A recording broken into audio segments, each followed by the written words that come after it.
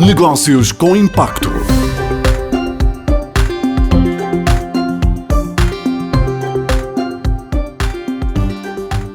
Bem-vindos ao Negócios com Impacto, o podcast da Renascença com a católica Lisbon School of Business and Economics. Eu sou a Filipa Ribeiro e neste episódio vamos conhecer a Tari, uma empresa portuguesa que levou a magia do tremoço aos snacks e que vende também proteína com a presença já em vários hipermercados. E para esta viagem sobre a Tari temos connosco a Catarina Gorgulho, que é fundadora e CEO da empresa. Catarina, bem-vinda.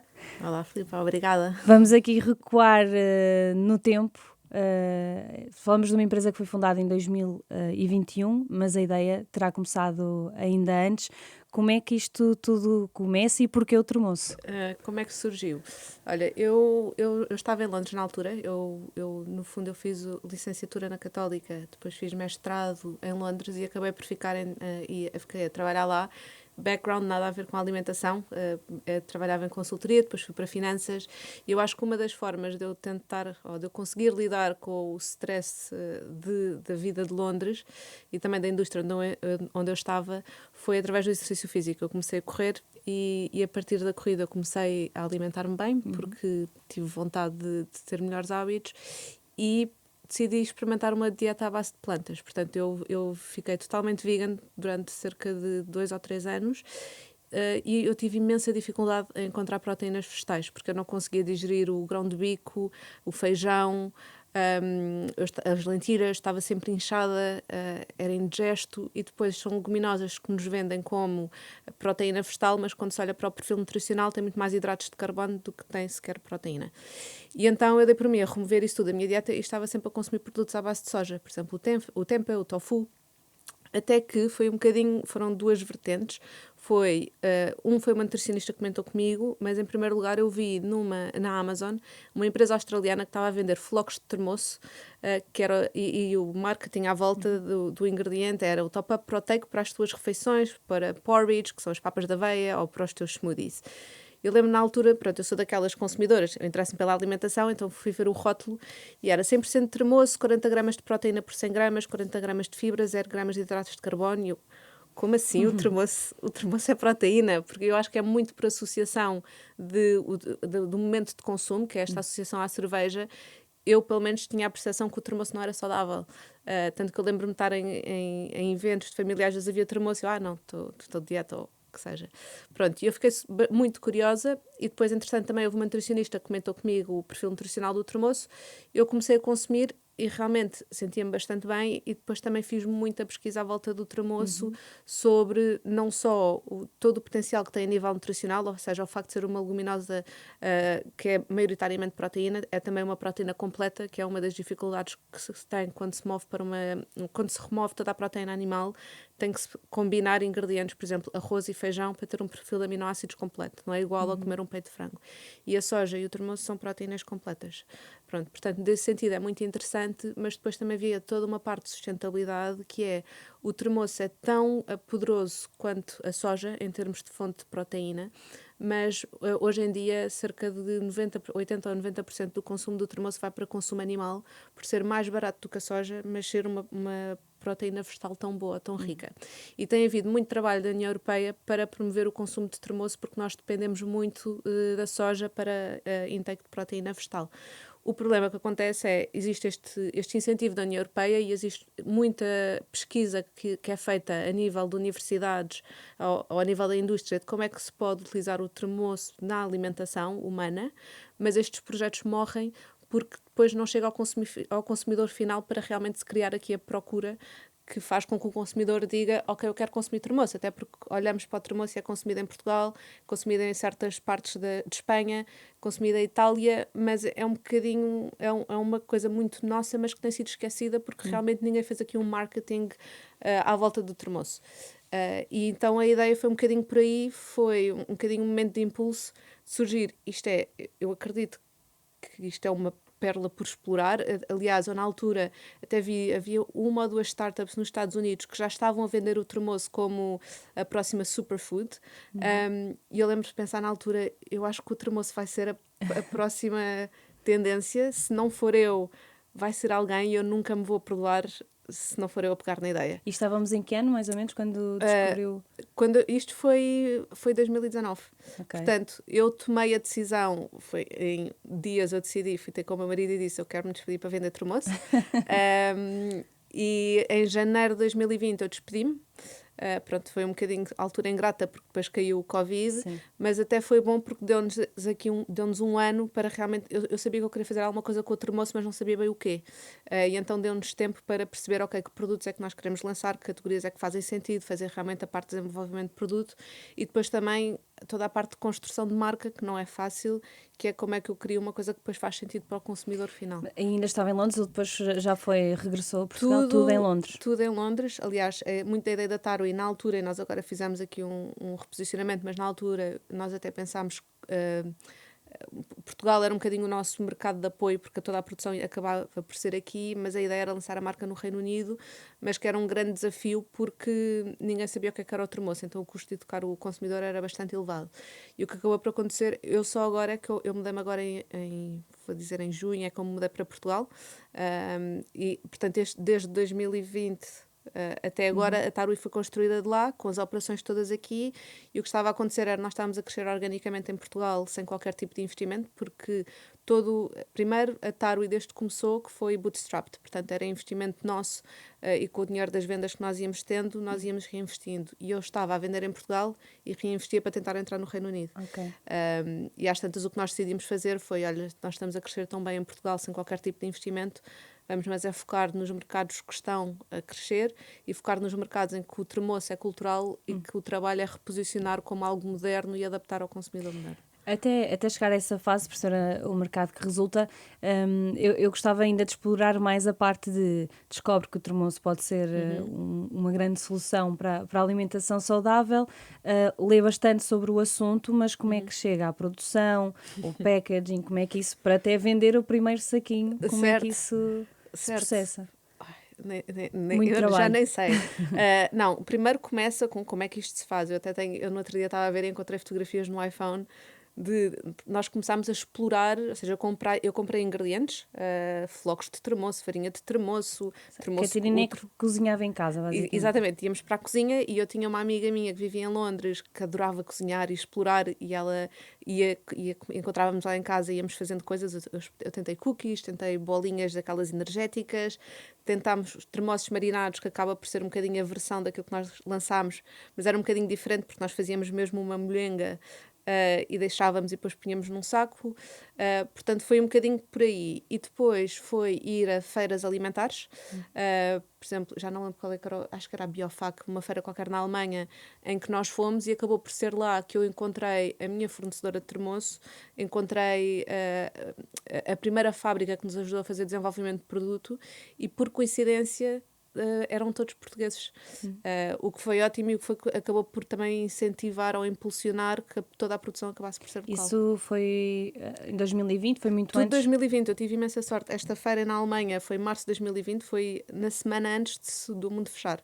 Portanto, eu fui, consegui os contactos e depois demos continuidade, tudo através de videochamadas, e eles foram desenvolvendo o produto, iam-me enviando amostras, eu ia experimentando, e como era uma fábrica ainda com alguma infraestrutura e eles tinham um departamento de inovação e desenvolvimento, foram eles que fizeram o sourcing da matéria-prima, eram eles que faziam as análises laboratoriais, que me deram sugestões de packaging, e pronto. E depois, quando é que surge a primeira venda? Olha, o desenvolvimento de produto foi ao longo de 2020. Acho que a primeira venda, vou dizer que foi entre janeiro a fevereiro de 2021, e o primeiro foi com os termossos em saqueta. Só que a Tarui começa aqui de um idealismo, que é eu só quero ter termoço português. Nós tivemos muito mais procura do que estávamos à espera e do que tínhamos capacidade, porque na altura era tudo embalado à mão, e portanto tivemos imensos problemas de está-me a vir os termos em inglês, que é supply chain, cadeia de valor, e de capacidade da fábrica, pronto. E então nós tínhamos momentos de vendas, depois parava, depois vendíamos, depois parava. Isto foi em 2021, pronto, fevereiro de 2021 vou dizer foi a primeira venda, e depois eu acho que foi talvez será que estou a mentir? Isto passa tão rápido o tempo. Não sei se foi no verão, depois ainda desse ano, ou se foi no verão do ano seguinte, nós lançámos os humos, ou lumos, que é o humus à base de tremoço. E qual foi o resultado no mercado? Testaram sempre primeiro em Portugal antes de... Estávamos sempre primeiro em Portugal, porque a produção era aqui, eu sou portuguesa, tínhamos muito mais acesso ao consumidor aqui. Uma das fundadoras da marca, que é uma grande amiga minha, a Alice, tinha uma comunidade grande aqui e, portanto... Nas redes sociais. Portanto, nós utilizávamos muito também a comunidade dela para nos darem feedback. E, portanto, foi sempre... Todos os nossos produtos iam sendo desenvolvidos com a comunidade Essas portuguesa. primeiras vendas foram feitas através dessa plataforma na rede social? Exatamente. Ou seja, a comunicação foi feita toda através... As vendas depois eram feitas online, mas a comunicação, e eu acho que por isso é que a Tarui, obviamente, acabou por... Isto foi uma ajuda enorme, porque nós, sem qualquer... Nós não tínhamos capacidade de investimento, porque, como eu disse, era capitais próprios, e aquilo dava-nos muita voz e muito acesso ao consumidor. Depois, quando é que chegam então aos grandes hipermercados?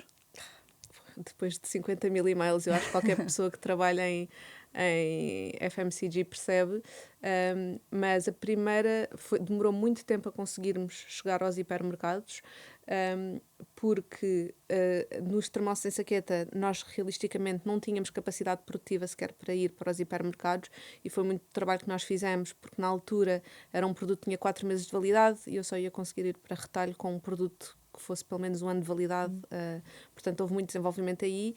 E com os humos era muito difícil, e a ideia dos humos foi, eu estava no Reino Unido a tentar vender os snacks em saqueta, e o consumidor inglês não sabia o que era um tremoço, e depois quando pensa em snack, pensa numa coisa seca e crocante. E então abre e eu tinha que dizer, it's a Mediterranean edamame, e tinha que explicar e fazia a comparação com o edamame. E começámos a olhar para a categoria de dips e de humos, e era uma categoria muito grande em termos de valor monetário, mas que não tinha muita inovação. Só havia humos à base de ground beef, e a inovação que havia era em termos de sabores. E então o que nós pensámos na altura foi, e por que não experimentar fazer um hummus em que substituímos o grão por tremoço? E a experiência era muito similar, no sentido em que não parece que eu estou a ter um produto de dieta, porque sabe bem e é cremoso, mas nutricionalmente tem metade das calorias, metade da gordura, não tem hidratos de carbono, portanto é uma opção mais leve ao hummus tradicional. E foi assim que o hummus surgiu, e eu comecei a vender o hummus às grandes insígnias aqui em Portugal, só que a categoria de hummus nasce com a marca própria, ou seja, nasce com a marca Continente ou com a marca Pingo Doce, e nunca houve um grande trabalho de construir a categoria, porque não havia investimento em marketing, e o hummus nunca foi uma coisa muito cultural nossa, muito cultural portuguesa. E então o pitch durante um ano foi, nós vamos criar a categoria para vocês, nós vamos fazer o investimento em marketing e educar o consumidor em como é que se consome hummus, e pronto, ao final de um ano conseguimos, e isso depois abriu-nos portas para as outras insígnias e para entrar depois o resto da gama. Portanto, 2022 terá eu acho que foi 2000, deve ter sido... Por acaso eu acho que o hummus acabou por ser quase só início de 2023. Ok. Portanto, Entram nos grandes hipermercados, mas já estavam a vender no Reino Unido, porque certo. Agora já estão no Reino Unido, depois já vamos falar da ronda de investimento que vos levaram ao Médio Oriente, mas para o Reino Unido, quando é que... No Reino Unido começámos logo, eu acho que vou dizer... começámos logo em 2022 e começámos a entrar nos supermercados mais niches, por exemplo, Whole Foods, Planet Organic, não sei se diz alguma coisa, mas que são, por exemplo, os celeiros ingleses. Sim, supermercados saudáveis. Exatamente. Mas a verdade, pronto, não é grande volume, é uma coisa um bocadinho mais de nicho, e quando nós começámos a crescer foi mesmo quando entramos nas grandes insígnias, e aí é que se vê o poder de entrar no grande retalho. No Reino Unido foi através de contactos que a Catarina já tinha LinkedIn, pronto, eu acho que muito do trabalho, eu acho que com qualquer fundadora com que falo, eles percebem que é ir atrás do LinkedIn, chatear, perceber quem é que tem conexões em comum, e pronto, adivinhar e-mails. Sempre um contacto persistente. Exatamente. Muitas vezes fazer esperas à porta do escritório, com Aconteceu? amostras. Sim. Era a própria Catarina que levava... Tudo era eu que fazia... agora já não, mas era eu que fazia, por exemplo, o sampling em loja, estar sentada com o balcão a dar a provar e a explicar o produto e ver a reação do consumidor. É um trabalho duro. E esta ronda de investimento que levou para o Médio Oriente no início do ano, como é que se consegue esta ronda de investimento? Como é que se chega lá? como é que Sim. surge a ideia de Médio Oriente, que seria uma boa solução? Sim, pronto. No fundo, o que nós começámos a perceber era o que eu estava a dizer, começámos a crescer organicamente em Portugal sem qualquer tipo de investimento e todo o dinheiro que nós fazíamos, investíamos no Reino Unido sem ter a grande retorno. E depois nós começámos a entrar no Reino Unido nestes, eles chamam flagship stores, que é o Whole Foods, por exemplo, mas pedem um investimento muito grande, por exemplo, um investimento de entrada de 20 mil euros. E eu tenho que vender muito humos para ter 20 mil euros para conseguir investir num Whole Foods. E nós percebemos que o custo de educar o consumidor era muito elevado, porque não sabiam o que era um termoço e não havia ainda um pool do mercado, ou seja, não havia o consumidor que, por exemplo, como acontece agora com o matcha, que toda a gente quer matcha. E, portanto, eu não tenho que gastar muitos dólares a dizer porque é que tu tens que consumir matcha, porque o consumidor já sabe. Isso lá ainda não aconteceu, enquanto que acontece isso nos Estados Unidos, no Reino Unido ainda não lá chegou. Então era eu a tentar criar esse pool de mercado que é caro e que eu não tinha dinheiro. E como nós estávamos a crescer organicamente em Portugal, o que pensámos foi, por que não mudar a estratégia e em vez de estar aqui a tentar puxar o Reino Unido, vamos para mercados como Portugal, em que o consumo de termoço já é cultural e só vamos reposicionar como o ingrediente que é uma superfood. E então nós olhámos para a Espanha, olhámos para a Itália, olhámos para a Alemanha, não porque eles consomem termoço como nós, mas como grande parte da população é vegetariana, eles têm muito o termoço como ingrediente proteico. E depois, aqui muito, pronto, eu acho que existe um grande trabalho quando se começa uma marca que é, tens que te expor e tens que estar lá fora e tens que estar no LinkedIn e mandar mensagem, ir a eventos, por mais desconfortável que seja. E nesse processo houve um investidor no Médio Oriente que eu conheci e que mostrou imenso interesse na Tarwi e nós mantivemos um contacto durante um ano e tal, mas eu na altura até não queria ainda investimento porque ainda queria ter a certeza que havia product market fit. E na altura eu pensei, Médio Oriente também, eu acho que, aliás, o nosso consumo de termoço eu acho que vem de influência árabe, porque eles até chamam de termos e nós chamamos de termoço. E eu sabia que o consumo de termoço lá é algo que é muito cultural. E eu fui falar com ele a dizer, olha, nós estamos a reposicionar, a repensar a nossa estratégia e pensei no Médio Oriente enquanto mercado, mas queria ter um bocadinho o teu input porque eu não conheço o Médio Oriente. E ele disse, olha, envia-me amostras e eu vou falar. Aqui eles tinham acabado de montar um VC que se ia focar em FMC, tipo em CPG companies, que era um bocadinho o que nós estávamos a fazer. Ele disse, envia-me amostras, eu tenho imensos contactos e eu vou explorar o mercado e depois dou-te feedback.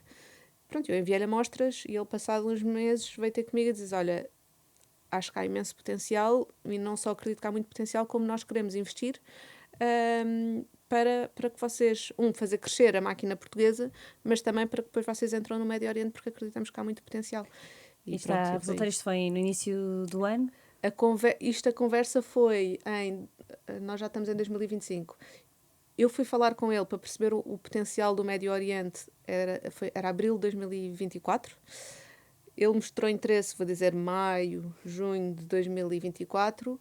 Eu fui lá em setembro de 2024 para conhecer, porque eu acho que no fundo quando se aceita investidores é um casamento, portanto. Sim, conhecer a equipa, conhecer o mercado, eu nunca lá tinha estado e é uma realidade completamente diferente, enquanto que eu vivi 15 anos em Londres e conheço o Reino Unido perfeitamente, sou portuguesa, portanto conheço Portugal, Espanha é um bocadinho é muito similar, é parecido.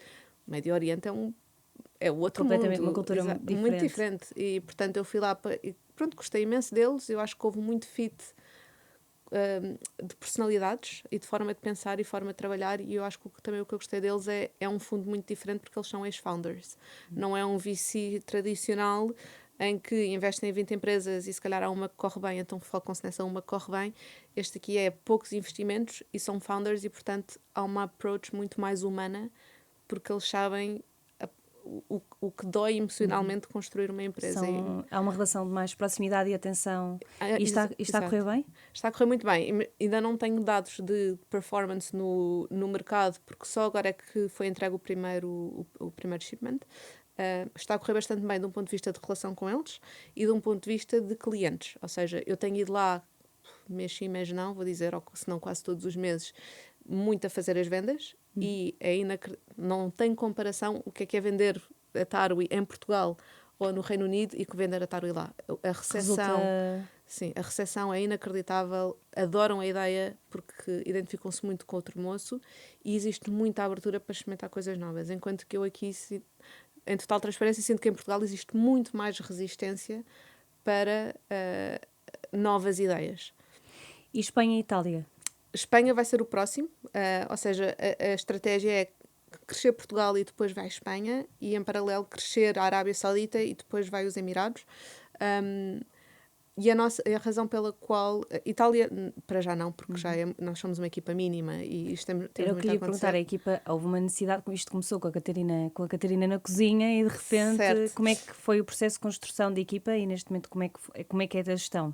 Desde a produção, ou seja, continuam com os parceiros que fazem a produção, e depois tem uma estrutura mais de escritório para gerir Exato. as vendas e... Pronto, a ideia no início Os foi, o meu background é gestão, portanto estou em marketing, ok, não me vou enfiar em fábricas, portanto as nossas fábricas são parceiras, eles têm os departamentos de qualidades deles, nós fazemos o desenvolvimento do produto e dizemos à fábrica, é assim que nós queremos que o produto seja produzido, e eles produzem. Temos, por isso, do nosso lado, uma pessoa que trabalha connosco 2 dias por semana, que nos ajuda muito na parte de desenvolvimento de produto e da parte de apoio de qualidade, mas estamos agora a contratar uma pessoa de qualidade full-time para ser os nossos olhos em cada uma das fábricas, mas até abril deste ano era só eu e mais uma pessoa, que era a Bibiana, e no fundo éramos um híbrido entre tudo. Eu fazia mais marketing, finanças e vendas no Reino Unido, e ela fazia operações e vendas em Portugal, sendo que operações eu também tinha sempre um pé, porque obviamente fui eu que comecei as relações e a desenvolver os produtos. Agora, foi em abril e foi muito com a Ronda, foi este investimento de equipa, então contratámos uma pessoa de marketing, contratámos uma pessoa de vendas, contratámos uma pessoa de finanças, temos 2 pessoas para conteúdos, portanto design e social media, e contratámos agora uma pessoa de field sales. Okay. Field sales, que é estar em loja aqui em Portugal e ir às lojas e tentar perceber como é que o produto realmente está exposto, não está exposto, como é que funciona as dinâmicas das lojas. E estamos a contratar uma pessoa de vendas agora no Médio Oriente.